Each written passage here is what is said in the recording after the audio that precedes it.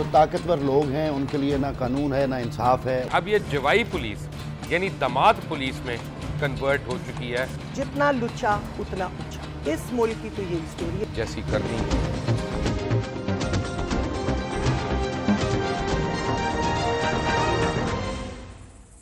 अवाम के फैसलों को रौंद कर मखसूस एजेंडे चलाने वाली फैक्ट्रियां अगर बंद न हुई तो आइन और जमहूरियत ही नहीं, मुल्क की सलामती भी खुदा न खास्ता खतरे में पड़ जाए। 70 साल तारीख में पहली बार ये नया बाब रकम हुआ कि एक मुंतखब वज़ीर आज़म सुप्रीम कोर्ट के कायम करदा JIT के सामने पेश होकर उन्होंने अपना मौक़िफ़ बयान किया। यहाँ उल्टी गंगा बह रही है, यहाँ पर कोर्ट केस ख़त्म हो चुका है, इन्वेस्टिगेशन चालू है और इल्ज़ाम ढूंढा जा रहा है।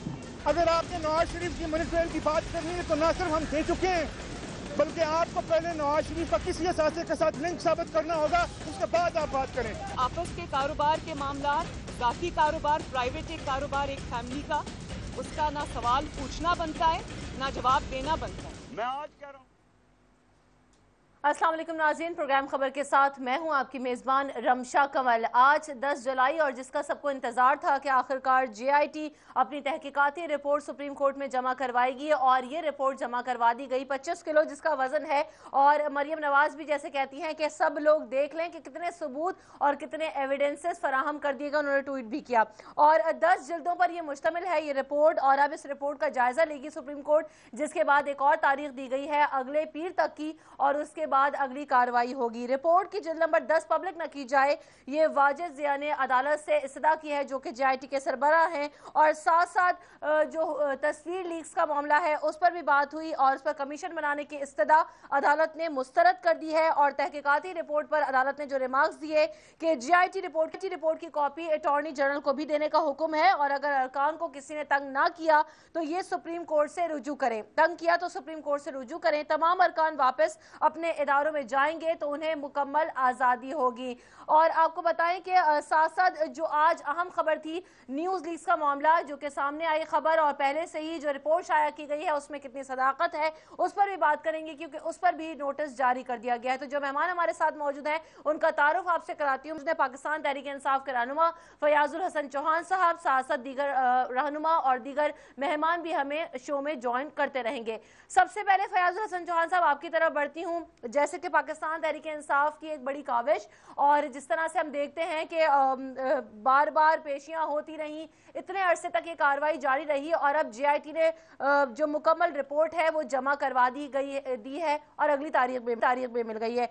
गो के इससे पहले मैं आपसे बात करूं, यहां से बात शुरू करूं JIT पर, एक और सवाल मैं आपसे जानना चाहती हूं कि आपने इलेक्शन कमीशन के दायरेकार को चैलेंज किया है, इसकी वजह क्या है? उसके बाद JIT पर भी बात करेंगे।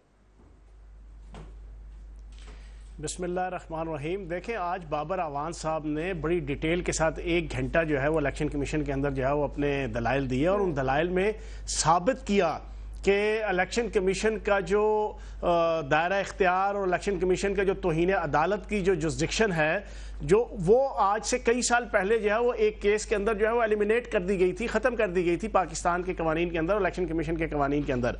और 1 घंटा हेयरिंग के अंदर किसी इलेक्शन कमीशन के 5 फाजिल जजों में से किसी ने भी उनको जो है वो इस बात के ऊपर ना वो टोक सके ना वो रोक सके और हत्ता कि जो हमारे मुखालिफ वहाँ पे वकला थे और वो दानियाल चौधरी जो यहाँ पे मौजूद था और वो इनका जो पपेट जो है वो हमारा अकबर एस बाबर जो है वो नून लीग का पपेट, उनमें से भी किसी के अंदर कोई इखलाकी कानूनी वकला समेत किसी में जुर्रत ना हुई कि वो उनको रोक सके कि आप गलत बयानी कर रहे हैं। मजबूरन फिर आपके इलेक्शन कमीशन को ये केस जो है वो कुछ एक हिस्सा 16 अगस्त तक जो है वो फॉरेन फंडिंग वाला और एक जो है वो तौहीन अदालत वाला जो है वो 19 जुलाई तक जो है उसको लिंगर ऑन करना पड़ा, उसको जो है पोस्टपोन करना पड़ा।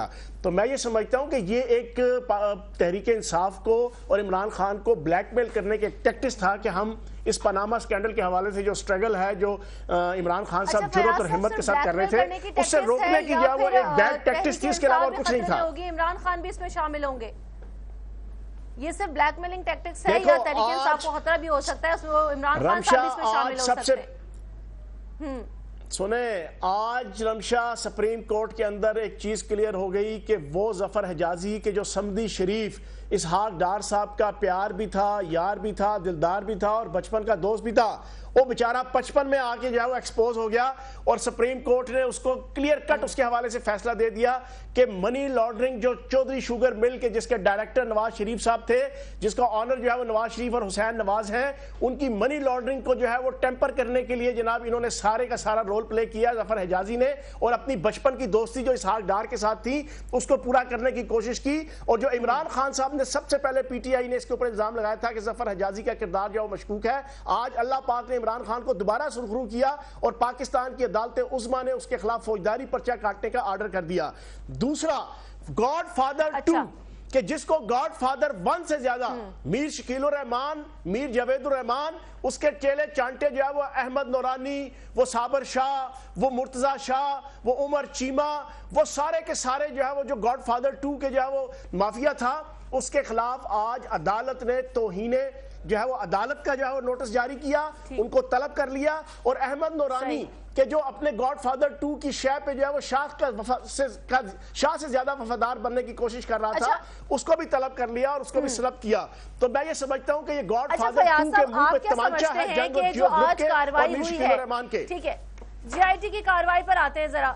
जीआईटी की जो आज कार्रवाई हुई है, 10 जिल्दों पर मुश्तमिल रिपोर्ट जो है वो दे दी गई है अदालत को। अब आप समझते हैं कि जो 13 नुकात है उसकी डिटेल और मनी ट्रेल शो करने की बात की जा रही थी कि वो कामयाब हो गए हैं इस वक्त पाकिस्तान मुस्लिम लीग इसमें? देखो, एक चीज तो मैं ब्रेक कर दूं आपके प्रोग्राम के जरिए से कि आज रात तक नीलसन और नेस्कॉल की बेनिफिशियरी ऑनरशिप का अटेस्टेड डॉक्यूमेंट जो है वो आपकी मार्केट में लॉन्च हो जाएगा, आपके मीडिया में लॉन्च हो जाएगा।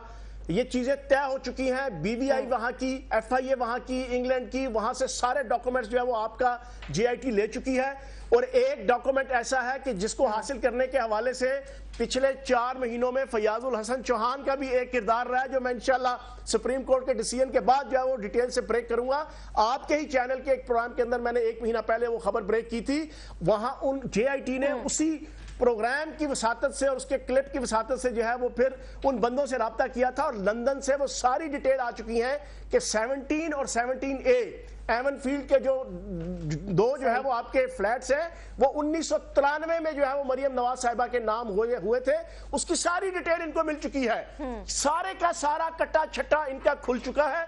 इनको समझ आ चुकी है कि अब ये फारिग हैं, अब ये चाहते हैं कि फौज के ऊपर, आईएसआई के ऊपर, जुडिशरी के ऊपर, जीआईटी के ऊपर इस किस्म के इल्जामात, इस किस्म के नीच और गलीज इल्जामात लगाएं कि इनको सियासी शहीद बना दिया जाए। लेकिन मैं ये समझता हूं कि इस वक्त पाकिस्तान की फौज, पाकिस्तान की आईएसआई बिल्कुल इम्पार्शियल है, बिल्कुल न्यूट्रल है। शाम तक शाया हो भी जाएंगे, पता भी लग जाएंगे। तो क्या ये भी मद्देनजर रखे इनको जीआईटी ने और ये शामिल हो चुके हैं उसमें? क्योंकि आपने बताया कि 1993 में मरियम नवाज के नाम पर नीलसन और निस्कोल है। देखें, मैंने आपको बताया है कि जेआईटी ने बड़ी ही कमाल होशियारी के साथ, हिम्मत के साथ, जुर्रत के साथ, बड़े ही विजिलेंट वे में लंदन, दुबई, आपके कतर, यहां से सारी डिटेल्स, सारे डॉक्यूमेंट्स वो ला चुके हैं और इनको पता है कि ये सारी चीजें इनके हाथ में आ चुकी हैं। बकरे की मां कब तक खैर मनाएगी, कभी तो छुरी के नीचे आएगी। 40 साल से मेरा और आप जैसे गरीब और मिडिल क्लास लोगों के टैक्सों के पैसे को लूट लूट के इनकी चाल ढाल और इनके लाल गाल देखें तो आपको समझ आ जाएगी कि वो मेरा और आपका खून है कि जो इनके सुर्ख गालों के अंदर नजर आ रहा है। तो जनाबे वाला, ये कब तक ये चोर बाजारी और टकेमारी चलती रहेगी? अल्लाह के यहाँ देर है, अंधेर नहीं है और इंशाल्लाह इनका योम हिसाब आ चुका है।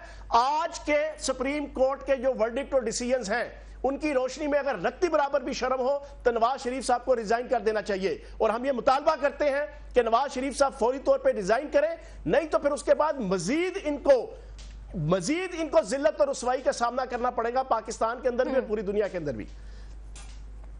अच्छा, आप फयाजुल हसन चौहान साहब, आप और आपकी पार्टी मुस्तकिल ये मुतालबा करती रही है कि वजीर आजम शुड रिजाइन, लेकिन वजीर आजम ने रिजाइन नहीं किया। कल जो मशावरती इजलास हुआ उसमें भी यही बात की गई है पाकिस्तान मुस्लिम लीग नून के रहनुमाओं की जानिब से कि वो किसी भी सूरत में रिजाइन नहीं करेंगे और वो वजीर आजम रहेंगे।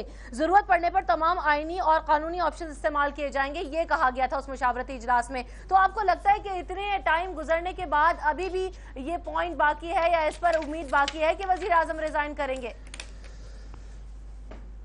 देखो रमशा, अप्रैल की पहली 3 तारीख को जो है ये पनामा स्कैंडल पिछले साल उठा था।